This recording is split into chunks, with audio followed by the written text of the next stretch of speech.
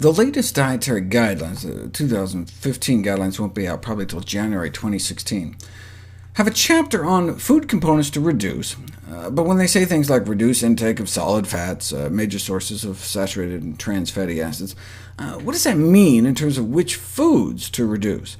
Similarly, there's a chapter on nutrients we should increase our intake of, so-called shortfall nutrients, but when they say we need more magnesium, for example, what does that mean in terms of actual food?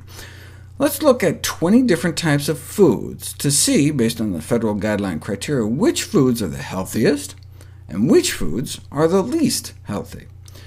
To illustrate, I'll use traffic light labeling like the UK signpost system, which assigns colors for like green meaning go, yellow or amber meaning caution, and red meaning stop, and think before you put it in your mouth.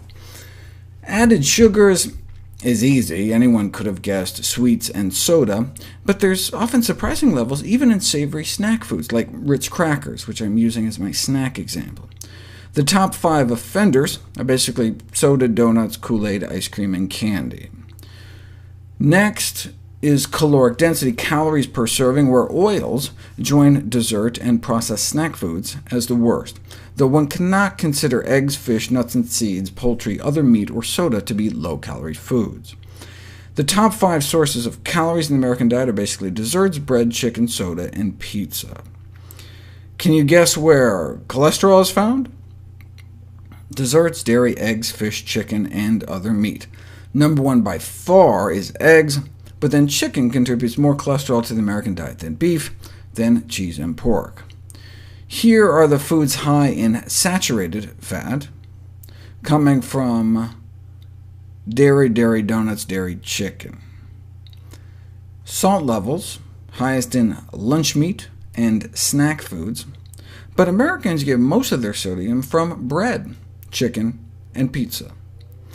About half of our food groups here have trans fats, either naturally or artificially added or created.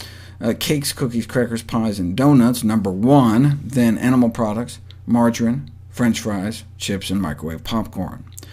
Now to the nutrients. Green is a high source, pale green is a medium source, and white is a poor source for calcium, fiber, magnesium, potassium, vitamin A, vitamin C, vitamin D, vitamin E, and vitamin K.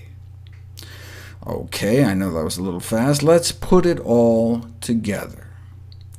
OK, now this is nutrients per typically 100 grams, about 3.5 ounces. But that's not how our body keeps track of what we eat. The body's food currency is in calories, not grams. Our body monitors how much energy we eat, not how much weight we eat, weight of food. We only have about 2,000 calories in the calorie bank to spend every day, so to maximize our nutrient purchase, we want to eat the most nutrient-dense food. So I just changed this from nutrients per weight to nutrients per calorie. The foods are just listed here in alphabetical order to look for trends, so we can kind of rank them based on these scores from best to worst. So the foods to emphasize in one's diet are unprocessed, unrefined, plant-based foods, which in general lack the disease-promoting components, and, as the Dietary Guidelines Committee put it, these foods contain not only the essential vitamins and minerals, but also hundreds of naturally occurring phytonutrients that may protect against cancer, heart disease, osteoporosis, and other chronic health conditions. So this chart actually extends far to the right, hundreds of additional bright green columns capturing all the phytonutrients found in whole plant foods, but largely missing from processed and animal-derived foods. There would just be hundreds more white columns here in the middle, with a few green tiles far off at the end. And the lack of disease-preventing compounds may be compounded by the presence of disease-promoting compounds.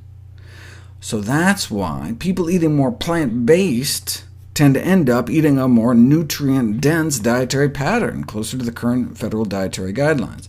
And the more plant-based we get, apparently, the better.